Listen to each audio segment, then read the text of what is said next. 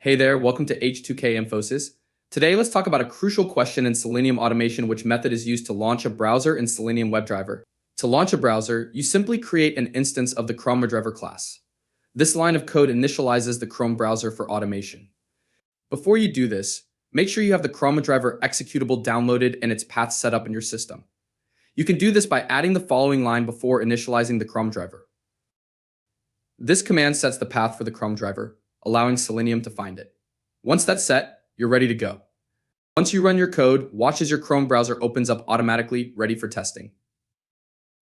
If you found this tip helpful, don't forget to subscribe, and hit that bell icon for more Selenium tips.